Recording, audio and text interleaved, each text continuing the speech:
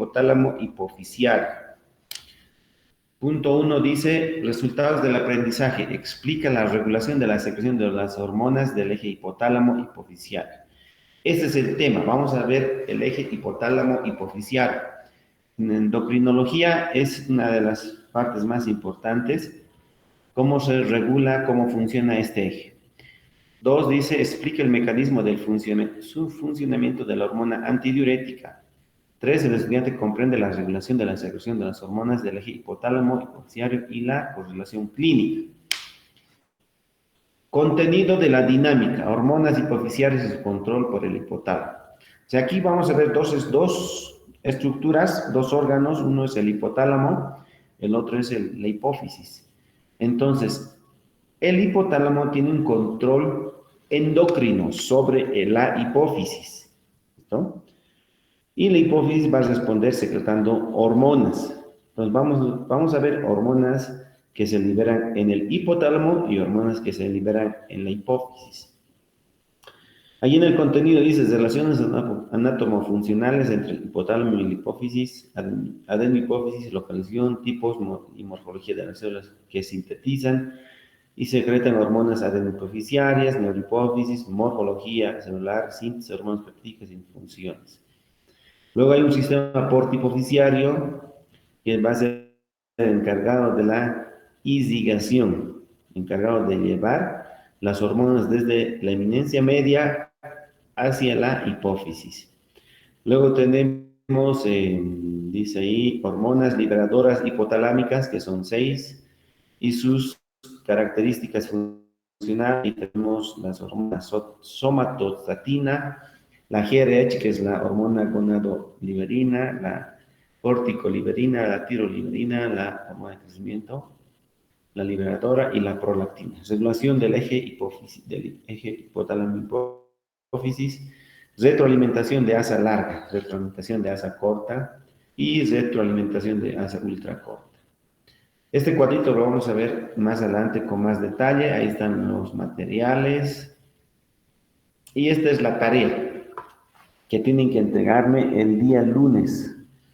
Entonces, está en relación al eje hipotálamo hipoficial, las hormonas, cuáles son peptídicas, esteroideas, dónde funciona la área, todo ello. Nos vamos a centrar ahora en este caso. ¿Listo? Hasta aquí vamos a ir a unas diapositivas que he preparado. Este caso está incompleto. Entonces vamos a ver aquí algunos conceptos de hipotálamo y hipófisis, el eje. Bueno, aquí ven, esta imagen está en Guyton. Tenemos el hipotálamo en la parte superior y en la parte inferior tenemos la hipófisis con sus dos porciones. Uno es la adenohipófisis y la neurohipófisis. Ambos van a estar unidos por el tallo hipofisial. Y entre ambas partes de la hipófisis tenemos la parte intermedia, Entonces, estos dos órganos guardan una relación. Se comunican a través del sistema portihipofisiario con la adenohipófisis y se relaciona o comunica, si vale el término, a través de las neuronas, los axones de las neuronas de los núcleos supraóptico y paraventricular con la neurohipófisis. Entonces hay una comunicación entre el hipotálamo y la hipófisis a través de la sangre y a través de los axones de las células nerviosas.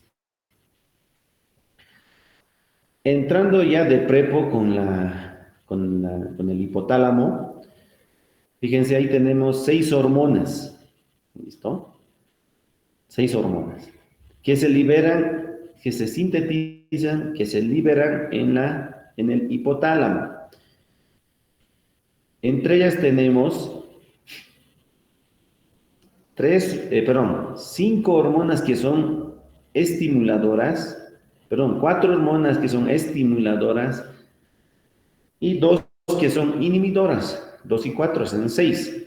Tenemos en primera instancia, fíjense, esto es en Guyton, las hormonas liberadoras, la TRH, también llamado tiroliberina, hormona liberadora de la tirotropina.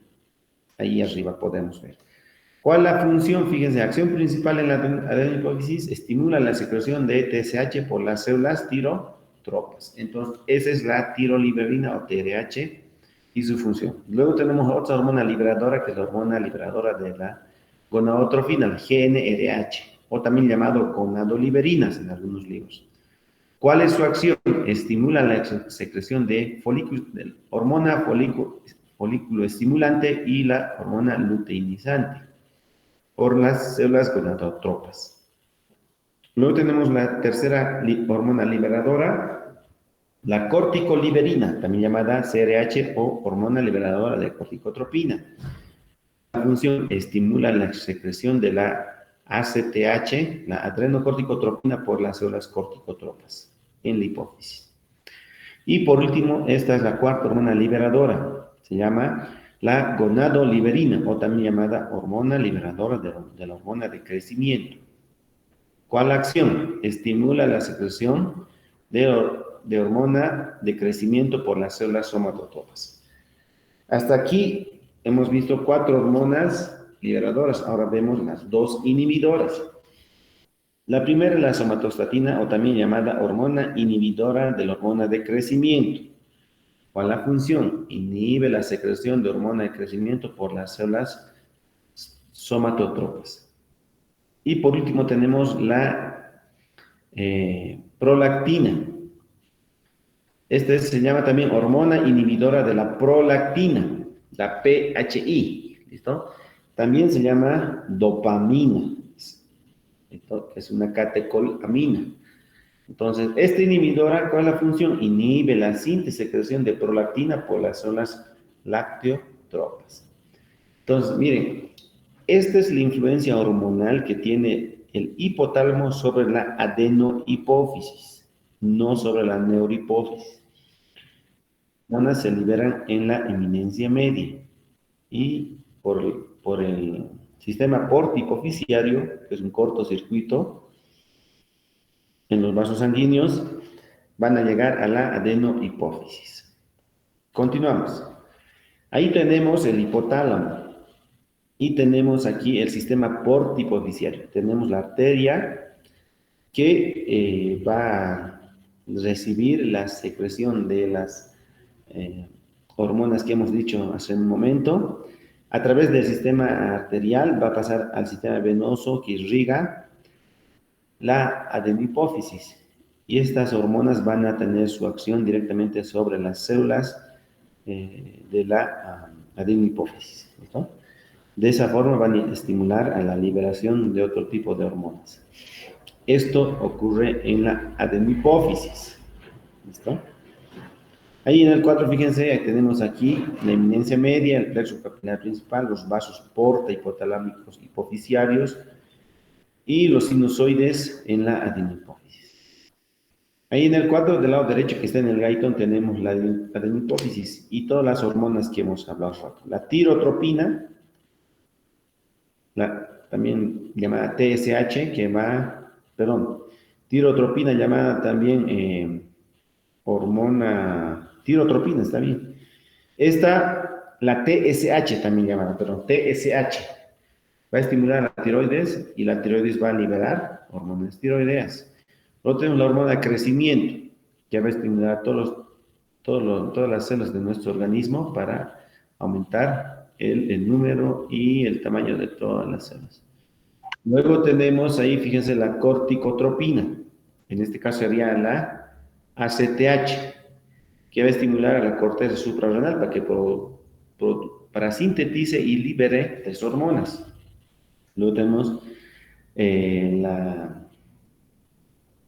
las gonadoliberinas, que van a estimular a las células gonadotropas y van a liberar 2 hormonas, la folículo estimulante y la luteinizante, que tienen acciones opuestas en el varón y en la mujer. A su debido tiempo vamos a ver.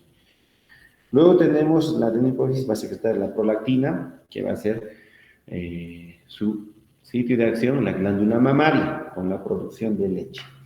Entonces, esas son las hormonas de la adenohipófisis y esas van a ser las funciones. Continuamos, ahí está.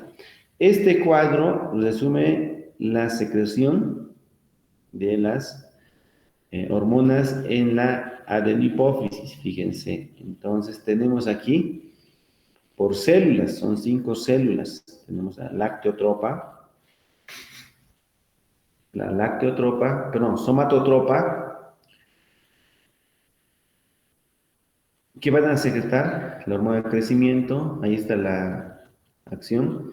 Estimula el crecimiento oral, estimula la secreción de la hormona igual o similar a la insulina, uno, que estimula la lipólisis, otras funciones, inhibe la acción de la insulina en el metabolismo de los hidratos de carbono y los lípidos. Luego tenemos las corticotropas que van a liberar la CTH, la corticotropina, estimula la generación de glucocorticoides andrógenos por la corteza suprarrenal y mantiene el tamaño de la zona fascicular y la zona reticular de la corteza suprarrenal. Entonces la función va a ser en la corteza suprarrenal. Las tirotropas van a liberar la hormona estimulante de la tiroides, la TSH. Estimula la producción de hormonas tiroideas por las células foliculares de la tiroides y mantiene el tamaño de las células foliculares. Es la acción de la TSH. Luego tenemos aquí la hormona, las gonadotropas.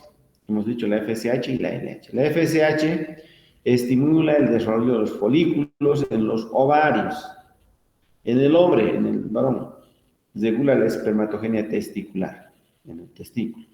La LH, igual, el utilizante tiene dos acciones, induce la ovulación y formación del cuerpo lúteo en el ovario, estimula la producción de estrógenos y progesterona en el ovario. ¿Y qué hace en el testículo? Estimula la producción testicular de testosterona. Entonces, esa es la función de LH en el varón y en la mujer. Y por último tenemos las lactotropas que van a secretar prolactina. Como se dijo hace rato, estimula la secreción y producción de leche en la glándula mamaria. Esas son las acciones de las hormonas.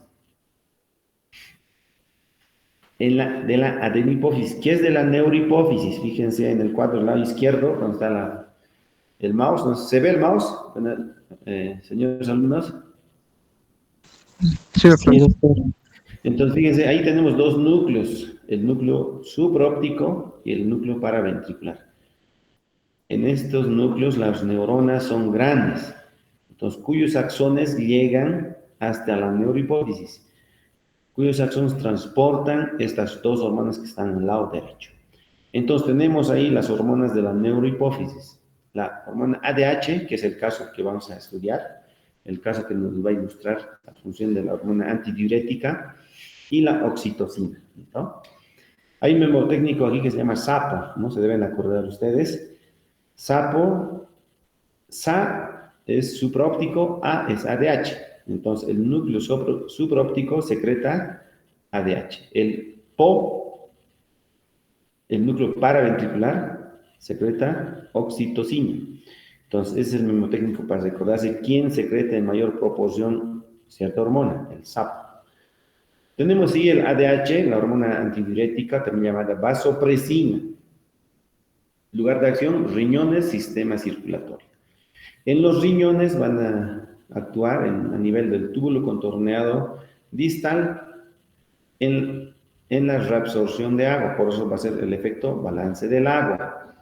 O sea, cuando uno está deshidratado, se libera ese ADH y reabsorbe toda el agua en el riñón y pasa al torrente sanguíneo. De ese modo se compensa la deshidratación. Cuando uno está sobrehidratado, cuando uno toma bastante líquido, entonces inhibe la secreción de ADH, de modo que no se reabsorbe agua y el agua se excreta por el riñón. Entonces, eso va a dar lugar a un balance del agua. Es la función de la ADH. Otra función de la ADH, también llamada vasopresina, es en el sistema circulatorio. Tiene la función de vasoconstricción, por eso también se llama vasopresina. Ahora, en relación a la oxitocina, la otra hormona de la neurohipófisis, tenemos ahí, actúa en el aparato reproductor femenino. En dos sitios. En el útero, contracción uterina durante el parto. Entonces, es la responsable de la contracción del útero en el parto para que nazca el bebé. Otra acción, secreción de leche en la lactancia. Va a dar lugar a la contracción de las células mioepiteliales que rodean los alvéolos eh, de la glándula mamaria con la consecuente eyección de leche, secreción de leche por la glándula mamaria. Entonces, esas son las hormonas de la adenohipófisis, hemos visto las funciones, y las hormonas de la neurohipófisis también son sus funciones, hemos visto. Miren, esta es una pregunta que habla acerca del SIAT. Dice, ¿qué es el SIAT? Y el caso habla del SIAT. Si hemos leído, habla del síndrome de secreción inadecuada de hormona antidiurética. Vamos a leer. Dice, ¿qué es el SIAT? A ver si estamos atentos. ¿Dónde está Noé Jonathan Alanoca? Aquí, doctor. Vamos. Lee, activa tu micrófono y lee el primer párrafo, Noé. Ya, doctor. Lo que es el síndrome de secreción inadecuada de hormona antidiurética o vasopresina, SIAD, es una entidad de etiología muy variada que cursa con hiponatremia, hiposmolaridad plasmática, osmolaridad urinaria inadecuadamente elevada y natriuresis altas. Magnífico. Ese es el SIAT. Vamos a ver en el caso que el paciente cursa con hiponatremia, como dice ahí, con hiponatremia. Concentración de sodio normal en el plasma hasta 145. En este caso está por debajo de eso. Vamos a ver. Hipoosmolaridad plasmática. Normalmente el plasma es de... A ver, ¿cuánto es el plasma normalmente? Alicia Alca, ¿dónde está? Alicia Alca.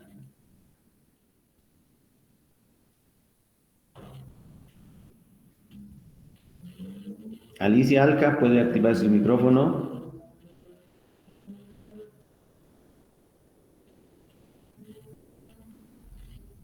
Erika pasa. Erika pasa. Doctor, ¿Cuánto es la osmolaridad plasmática? perdón, doctor. La osmolaridad plasmática, ¿cuánto es normalmente? 270 a 300 miliosmoles litro, doctor. ¿Hasta cuánto? Si no me equivoco. Hasta 300 miliosmoles litros, si no me equivoco, Hasta doctor. 300, sí, muy bien. Entonces, en este caso vamos a ver que la osmolaridad plasmática está baja, por debajo de lo normal. Luego dice osmolaridad urinaria inadecuadamente alta. O sea, aquí hay una elevación de la osmolaridad urinaria y natriuresis alta, o sea, hay excreción de sodio. Vamos a continuar. A ver, ¿dónde está Judith Rocío Apaza? Judith Rocío Apaza. Sí, doctor. Vamos, lea el segundo párrafo, señorita.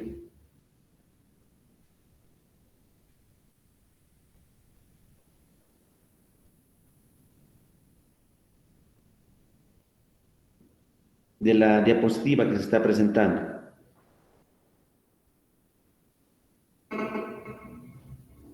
Judith Rocío.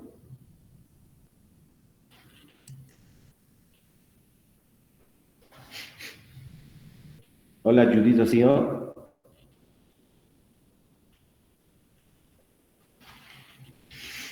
Creo que no tiene buena señal. Vamos a leer. Dice, el síndrome de secreción inadecuada de hormona antidiurética es consecuencia de que en determinadas situaciones inadecuadas la hipófisis segregue un exceso de hormona antidiurética, vasopresina, otro nombre hemos dicho, ¿no?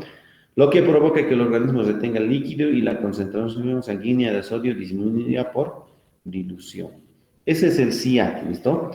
En este caso vamos a ver que el hombre, el paciente, va a secretar ADH en forma inadecuada, en forma ectópica. Vamos con el caso. Ahí está. No sé si logran leer, a ver, quisiera que me digan si logran leer. Sí, se ve. ¿Ve? Se ve. ¿Algún voluntario para leer? Yo, doctor, puede ser. Desde descripción del caso hasta antes de explicación del caso. Vamos, ¿quién es? ¿Nombre? Manfred Sánchez, doctor. Adelante, Manfred. Ya, Hombre de 56 años con carcinoma de células en la vena de pulmón que ingresa en el hospital después de padecer un ataque epiléptico de gran mal. Las pruebas de laboratorio aportan la siguiente información, ¿no? Suero en el cual estaba sodio de 110 mili equivalentes por litro. Luego la orina también tenemos una osmolaridad de 650. eh, Eso no Miliosmoles. me acuerdo, doctor, cómo interpretarlo, pero Miliosmoles litro. milimoles litro. No, También tenemos miliosmoles litro. mínimo moles litro. Luego ¿Ya? la osmolaridad de 225. El tumor del pulmón del paciente es diagnosticado como inoperable. Se trata de una infusión IV de sodio y cloro hipertónico y cual se le estabiliza y se le da de alta. Se le administra demeclociclina, antagonista a la ADH, y se le indica que se restrinja de modo importante la ingesta de agua. Ya, gracias. Eh, ya está, doctor. Magnífico, muy bien. ¿Qué es lo que les llama la atención aquí? A ver, un voluntario, alguien que quiera participar en los resultados del suero, del análisis del suero.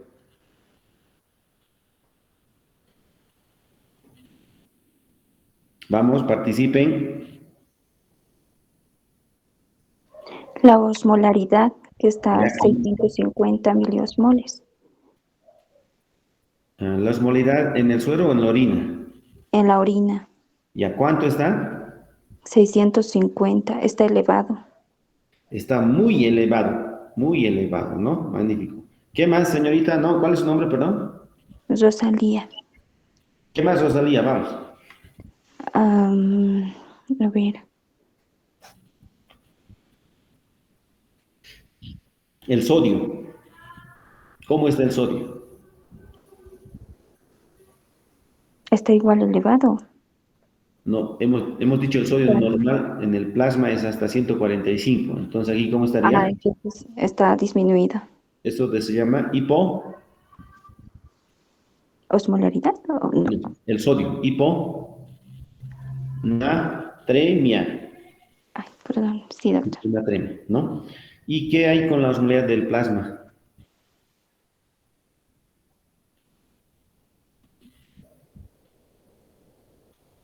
¿Está aumentado o está disminuido, Rosalía?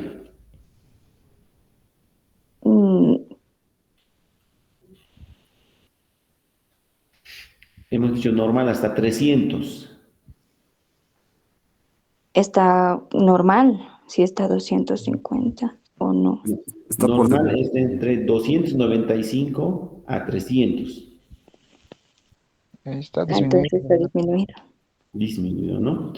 Si se acuerdan, en la anterior diapositiva decía hiponatremia, aquí está hiponatremia. Decía hipoosmolaridad, ahí está hipoosmolaridad. Y decía osmolaridad urinaria excesivamente alto, ahí está, 650. Entonces, es el caso que nos han puesto en la guía.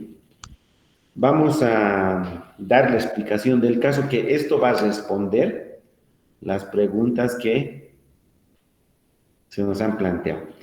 Un voluntario para leer la explicación del caso. Yo lo leo, doctor.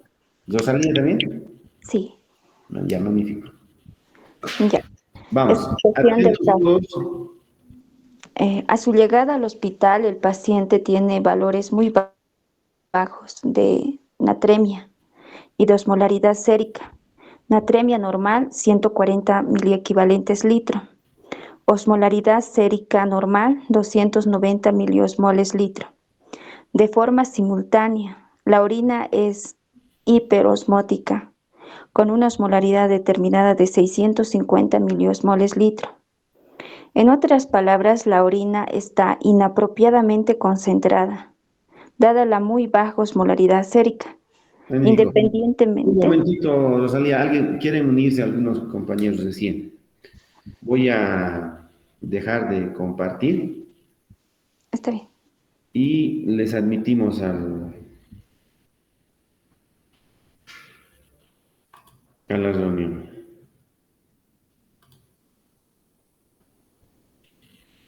Ariel Sulcata recién está uniéndose.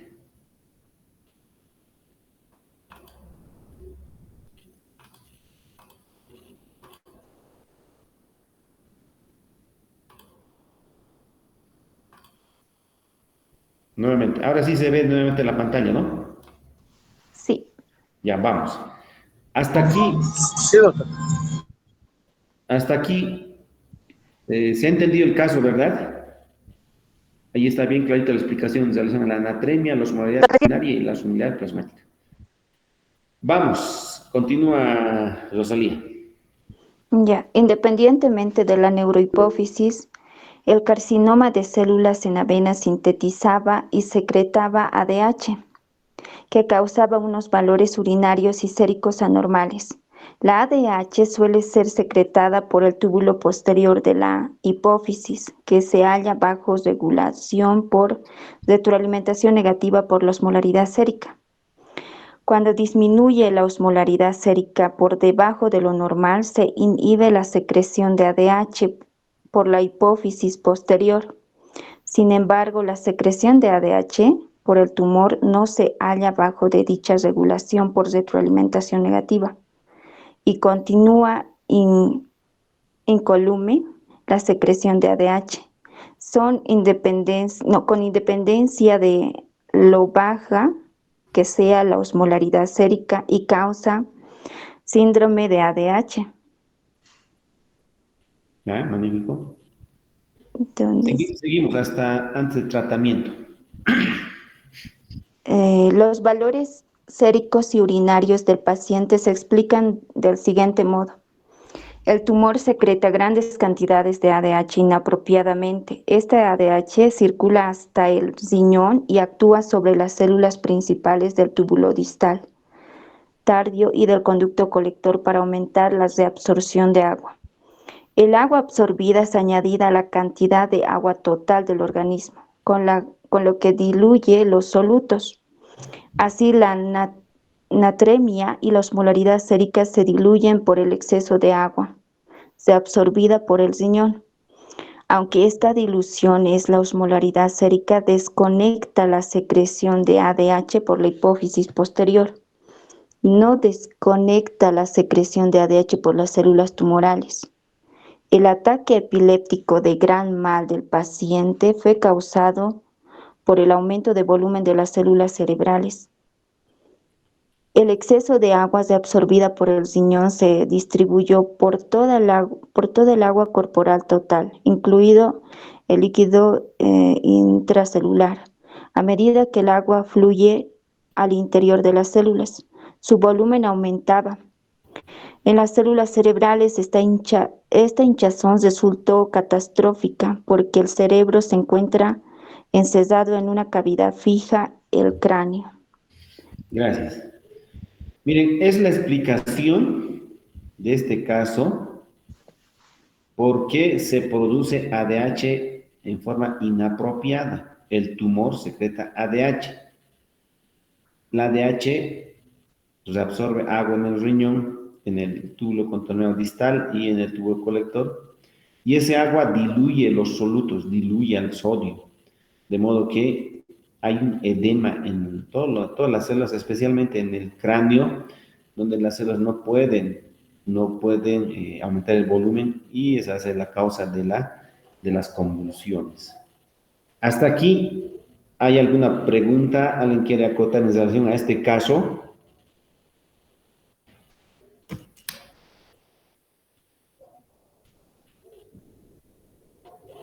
A ver, ¿dónde está Márquez de Avino? Ronald Mestas.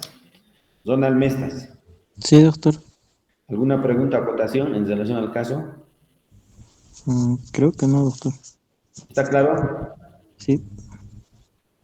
Edith Peñaranda. Sí, doctor. ¿Alguna pregunta o acotación? ¿Está todo claro en la explicación del caso? Está bien, doctor. Ya, magnífico. Continuamos. ¿Algún voluntario quiere leer el tratamiento? Yo, ¿Puedo doctor. leer, doctor? ¿No ha leído?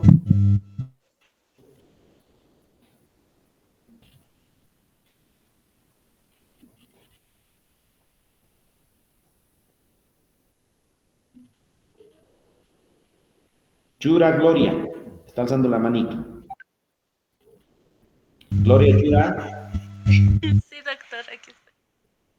Ya, ¿puede leer? Sí, doctor.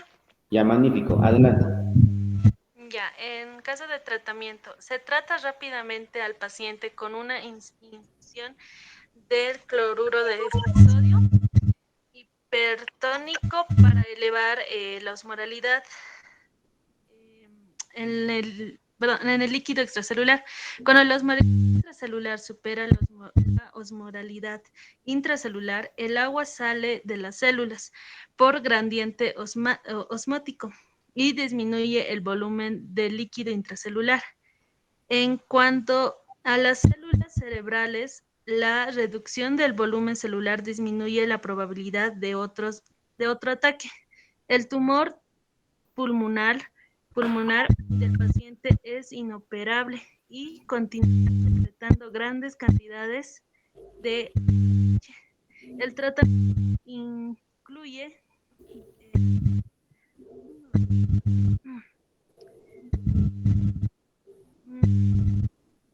perdón. Continúa secretando grandes cantidades de ADH. El tratamiento incluye restricción hídrica y administración de meclociclina, antagonista de la ADH que bloquea el efecto de la ADH sobre la reabsorción de agua en las células principales. Ya, muy bien. Entonces, ese es el tratamiento.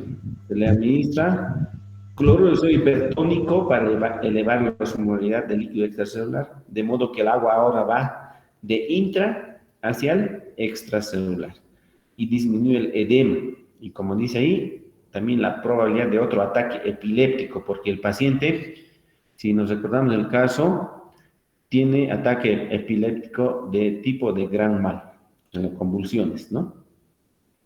Y para tratar o para hacer un efecto adverso opuesto a la ADH ectópica que secreta el tumor, le administran ese medicamento que se llama demeclociclina, que es antagonista, o sea, hace lo opuesto, opuesto de la función de la ADH. ¿Listo? Y el tratamiento es que restrinja agua en el paciente. Ese es el caso. ¿Listo?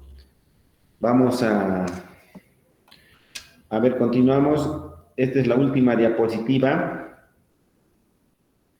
Bueno, creo ya hemos respondido las preguntas, ¿verdad? Miren, dice la pregunta 1, ¿por qué se denomina este cáncer de pulmón como células en avena? Dice una explicación, no más de 4 líneas.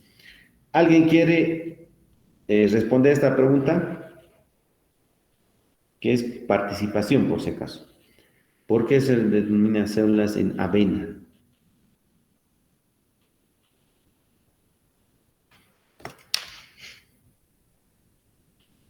Jocelyn Chamizo.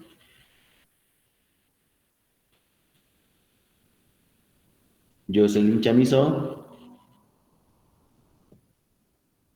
Creo que nos ha abandonado. Araceli Laura. Araceli Laura. Sí, doctor. A ver, adelante. Ya, bueno, Mañana, por ejemplo, chicos, bueno, se va a denominar por la aparición de las células cancerosas por el... No, doctor, no. ella es, por ejemplo, bien perseverante. Llámale a mi papá, llámale a mi papá. Le vamos a llamar a tu papá. ¿Qué le vamos a decir? Que me lo traiga. Vamos, Araceli. Por los, pase por los cánceres microcíticos de los pulmones, doctor.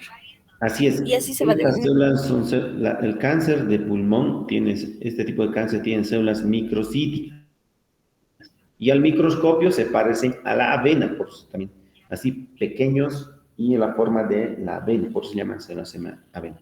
Bien, la pregunta 2 dice, ¿qué opinión le merece la concentración de sodio en el suero del paciente? A ver, alguien que no haya participado, Jocelyn Chamizo no está, nos ha dado. Vania Mamani. Vania Mamani. Sí, doctor. A ver, ¿qué opinión le merece la concentración de sodio en el suero del paciente? Estaba en 120, hemos dicho. Mili equivalente litro. Está Adelante. disminuida, doctor, en base a los valores normales que debería tener el paciente. Magnífico. Está disminuido. ¿Cuál cree que es la causa, Vani? Eh, la producción, doctor, de la ADH, porque en una parte del caso clínico dijo que se está sobreproduciendo a causa también de lo que es el tumor, algo así comprendí. Mm, Cuando vean fisiopatos les van a hablar tipos de hiponatremia. Este tipo de hiponatremia se llama hiponatremia dilucional, porque hay más agua que solutos. Entonces, hay una dilución. Más agua que solutos. Por eso se llama hiponatremia dilucional. Por eso en la medición, en el plasma, aparece 120. Magnífico. Vamos adelante. ¿Cuál es la explicación de la osmolalidad de la orina en el paciente? Dice. A ver, ¿alguien que desee participar?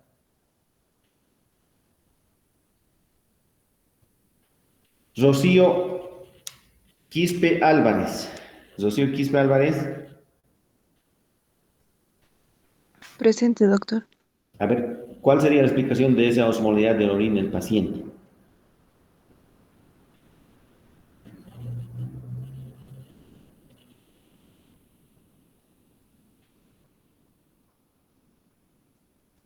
Adelante, Rocío.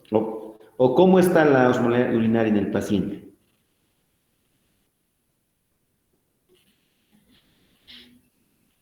¿Está aumentada o disminuida? Hemos dicho ya. Estaba disminuido, doctor. No, hemos dicho que estaba una osmolalidad urinaria elevada, ¿no? Pero dice, ¿cuál explicación? Miren, la explicación es la siguiente, entiendan.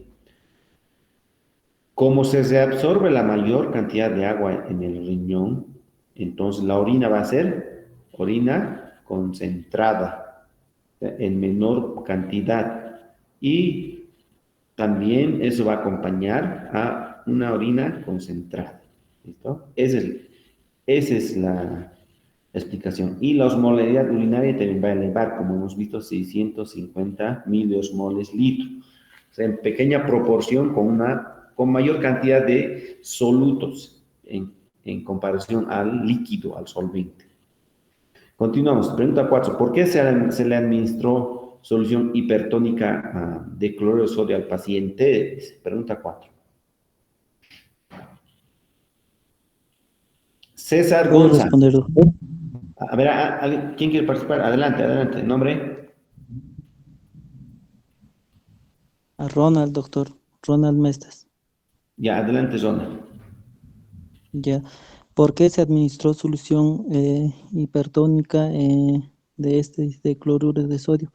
Es porque existía, doctor, mayor líquido en la circulación y en el líquido extracelular, o sea, una hiponatremia. Y para compensar este desequilibrio en la osmolaridad se le administración de solutos, doctor, electrolitos. Muy bien, esa es la explicación, ¿no? Entonces, se le da hipertónica de cloruro de sodio para aumentar la osmolaridad en el extracelular. De modo que el agua vaya del intra al extracelular, ¿no? Magnífico. Pregunta 5 dice, si hay una osmolaridad disminuida en la sangre, estaba 225, si se acuerdan, ¿por qué el riñón responde paradójicamente produciendo orina hiperosmolar? Dice. ¿Alguien quiere participar? Ariel Sulcata. Ariel Sulcata.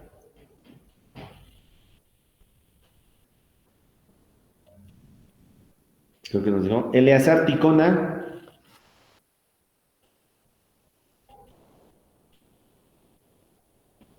Eleazar Ticona. Sí, aquí, doctor. La pregunta 5.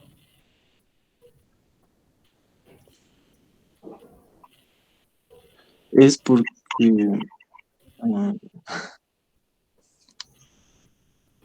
Ay, no, doctor.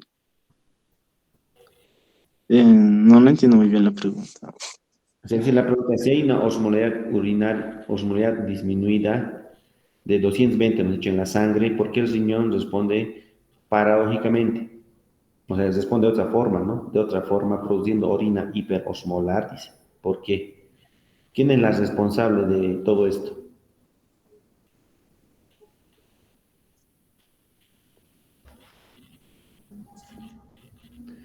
¿De qué hormona estamos hablando ahora, en este caso? De la ADH.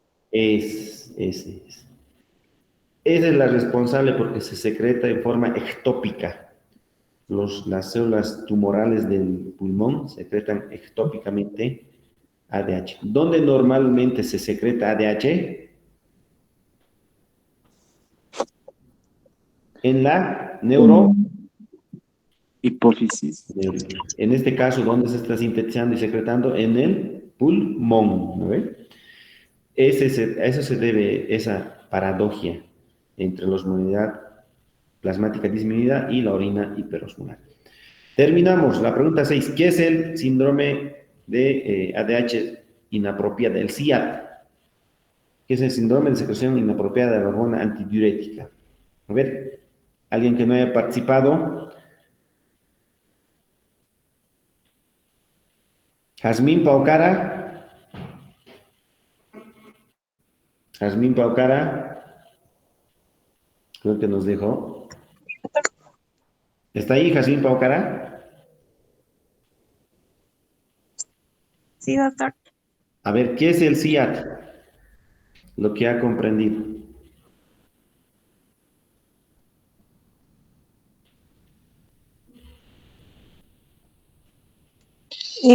Era el SIAD, era el síndrome de secreción inadecuada de hormona antidiurética o vasopresina, doctor. Magnífico. ¿Qué más? ¿Qué más puede decirnos del SIAD? Mm,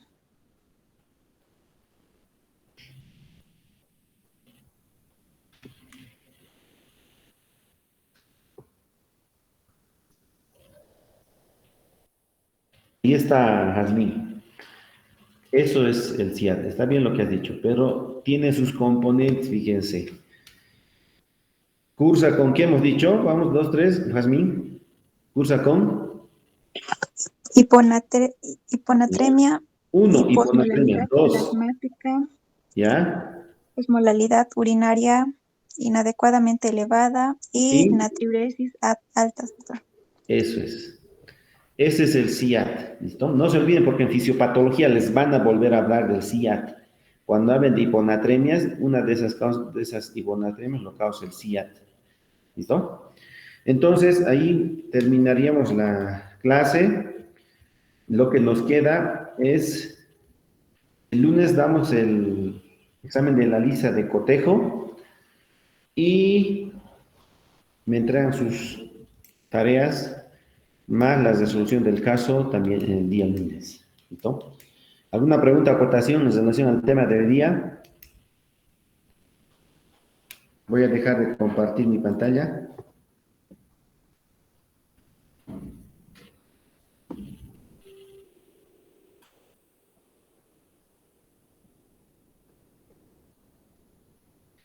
Hemos estado los 23 alumnos.